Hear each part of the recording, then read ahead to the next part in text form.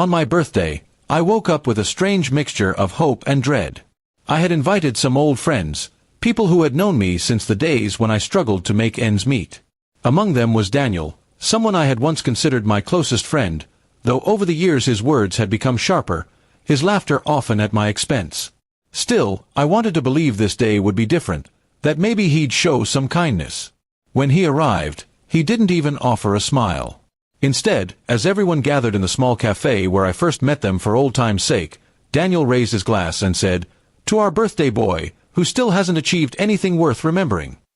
Laughter broke out from a few others, nervous and awkward, but it hit me harder than I expected. He called me a failure, right there in front of everyone, as though my struggles defined me forever. For a moment, I stayed quiet.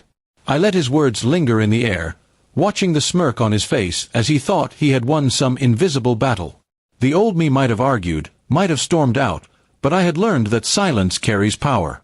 I smiled instead, calm and steady, and thanked everyone for coming. Inside, though, I was already planning how this day would turn. When the meal ended, I told them I had arranged a little surprise. Daniel scoffed, muttering something about cheap tricks, but I ignored him. I led them outside, where a sleek black car waited. My driver opened the door for me, and I motioned for everyone to join me.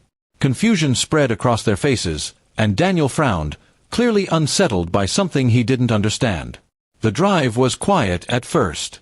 Daniel tried to make jokes, saying I had probably rented the car just for show. I didn't respond. Instead, I let the city blur past as we approached the high gates of my property. When they swung open, revealing the long driveway lined with trees, the group went silent.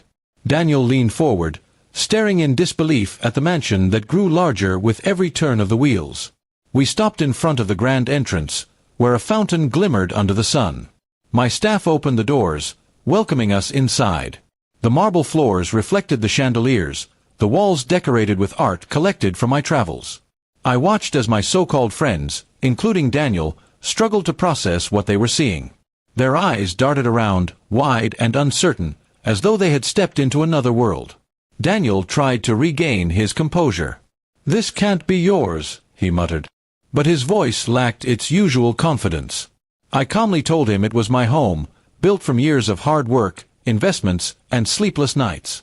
I walked them through the vast halls, the library stacked with books I had studied, the gallery of awards from ventures they had never cared to ask about. Every room was a chapter of the story I had written in silence while they mocked me. Outside, I showed them the garage. The doors slid open to reveal rows of cars, classics, sports, and custom builds. The group gasped, whispering to each other, their earlier laughter replaced by awe.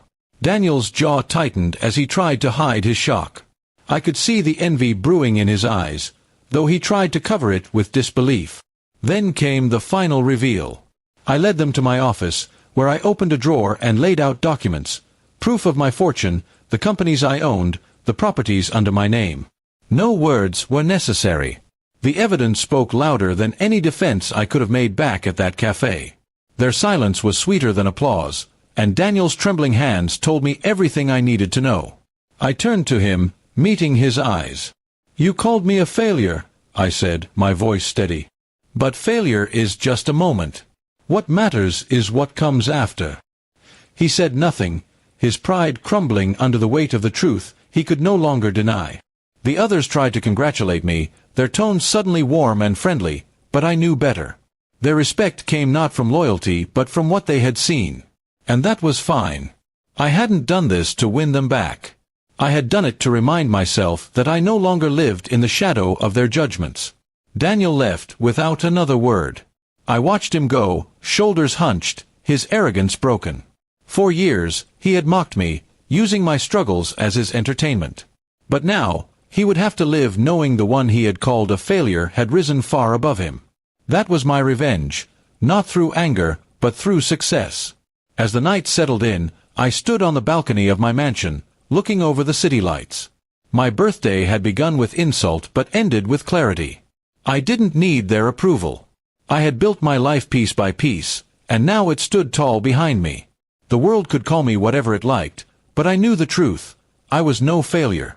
And in that quiet moment, as the stars spread across the sky, I realized that the best answer to mockery was not argument, not bitterness, but the undeniable proof of what I had become. My story was no longer theirs to define.